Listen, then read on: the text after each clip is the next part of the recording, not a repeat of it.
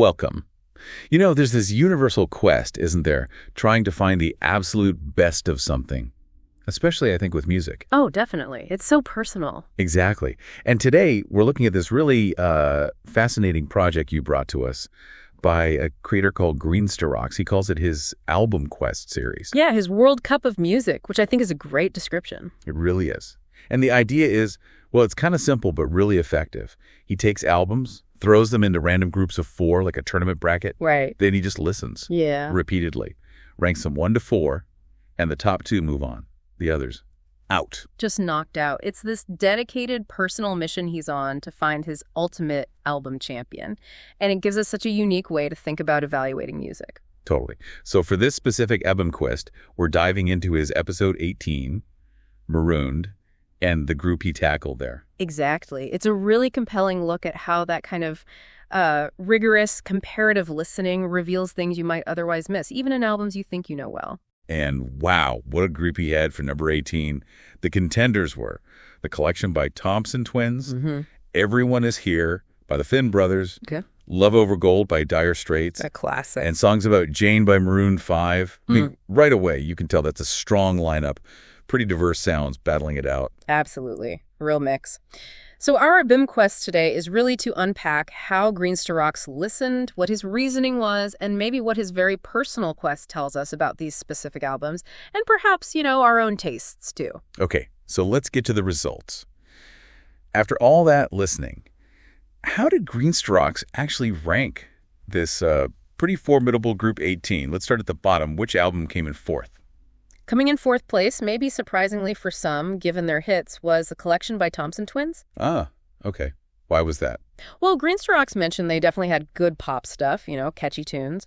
But he felt in this specific group, they just couldn't quite stack up against the depth and consistency of the others. Right, so context is key here. It depends what they're up against. Exactly. It highlights that perfectly. Okay, moving up. What about Dire Straits? Love Over Gold. Yeah. I mean, that's an album many consider a masterpiece. Knopfler's guitar work.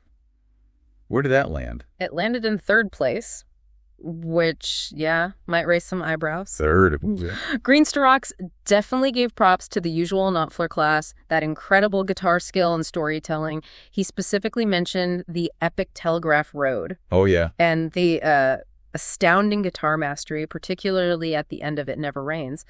But his feeling was, overall, it wasn't quite as consistently strong track for track as the 2 albums he placed higher. Huh. So he was really looking for that complete album experience, beginning to end. It seems so. Sustained excellence across the whole thing. Okay, this makes the top 2 even more interesting. Dire Straits in 3rd, so the runner-up, who secured that very close 2nd place. That went to the Finn brothers with Everyone Is Here, a very close 2nd, apparently. The Finn brothers, okay. What stood out for him there? He called it masterful, really praised the introspective and vivid songwriting. And he noted how the family theme runs through it so strongly. Right, that makes sense with the Finn brothers. Yeah. He pointed to Disembodied Voices as a track that really grabbed him. He felt it's an album that really rewards that deeper listen, exploring complex stuff with real clarity. Okay, masterful is high praise indeed, which means taking the number 1 spot for Group 18, moving on in the tournament, was Maroon 5's Songs About Jane. That's the one. It edged out the Finn brothers. That's fascinating, especially given the company like Dire Straits and the Finns. What was his take on Songs About Jane? Well, he described it as a wonderfully funky pop album, just filled with musical excellence and wonderful melodies. He pointed to Harder to Breathe and This Love, naturally, calling them pop gems. Can't argue with those being huge hits. No, but what's interesting is his focus on that funky pop description. Because, while Maroon 5 obviously became massive pop stars, this early album, it really did have this tight rhythm section, Levine's falsetto. It was rooted in R&B and funk in a way that maybe got a bit lost later on. That's a great point. It wasn't just generic pop. It had a specific flavor. Exactly. Smart pop that really knew its influences. He clearly picked up on that musicality. So, thinking about this whole album quest, what does it offer for you listening right now? I think Greenstarox's process, it's like this amazing snapshot, right?